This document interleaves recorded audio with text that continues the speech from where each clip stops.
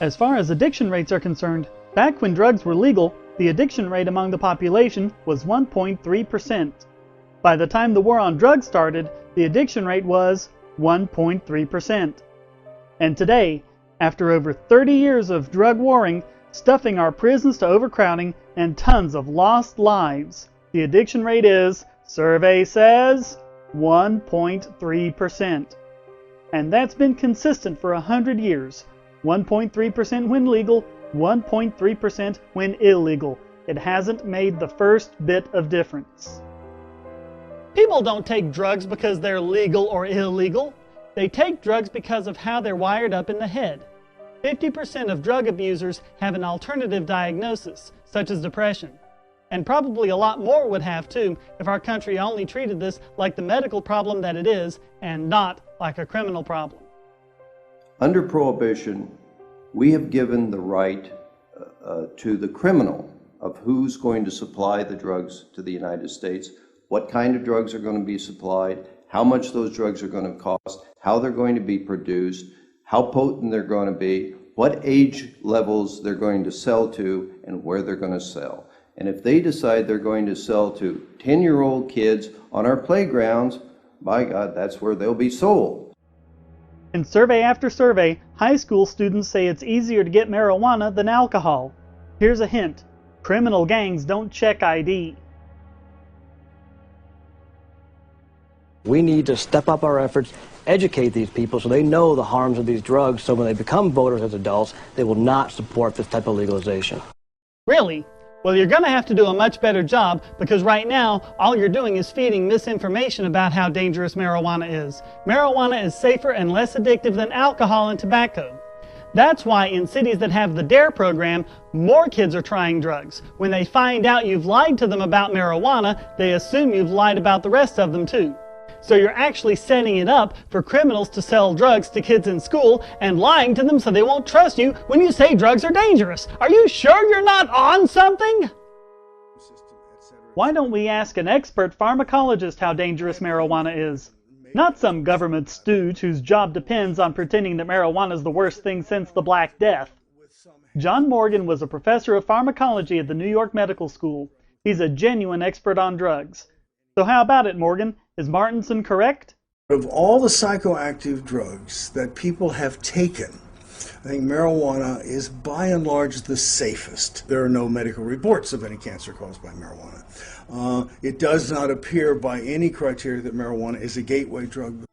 Ah yes, the gateway drug theory. Marijuana is a gateway. If you start smoking marijuana, it's only a matter of time before you're taking coke, ecstasy, or heroin. Well, you know what? The same could be said of alcohol or tobacco. Most drug users were using alcohol and tobacco even before they started using marijuana. Hey, you know what? I think all of them were eating donuts before they did any drugs. Donuts are a gateway! Ban donuts! Ban donuts! I'm just kidding, okay? I'm kidding. Don't really ban donuts. I like donuts. I'd hate to have to go to the black market just to get my donuts. No, eating donuts does not lead to marijuana use. But it just might be the case that marijuana use leads to eating donuts.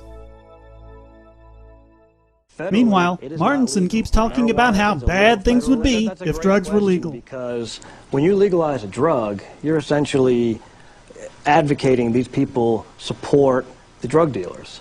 That money will be spent on the drugs, transferred to the drug dealers, and potentially that money goes overseas. You're supporting violent crime. Wait a minute, what are you talking about, support the drug dealers? It won't be Pablo Escobar who profits. He'll be out of business. It'll be Bayer and Tylenol and other companies delivering safe drugs just like they do every day of the week. And what's this overseas crap? You're talking about something a college student can grow in his closet. Overseas? And supporting violent crime?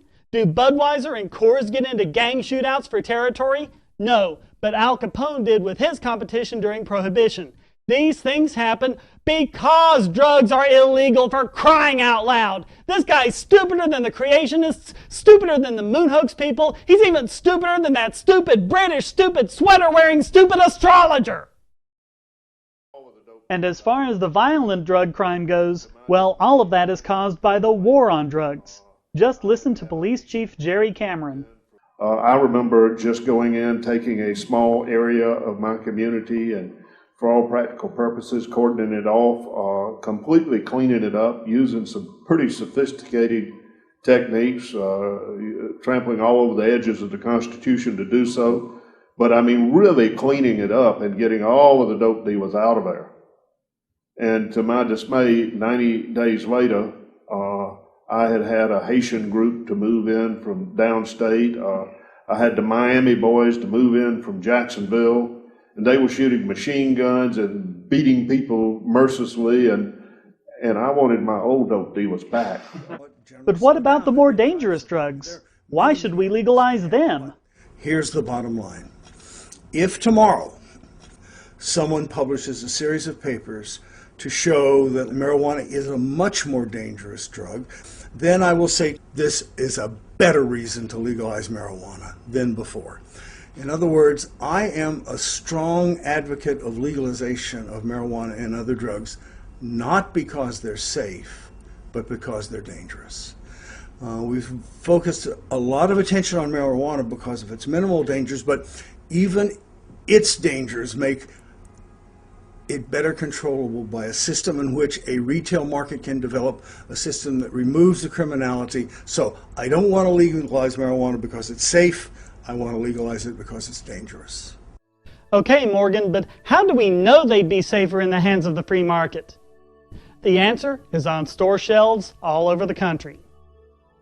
The American Beverage Association is a voluntary association of beverage makers which performs research and sets safe limits for ingredients such as caffeine.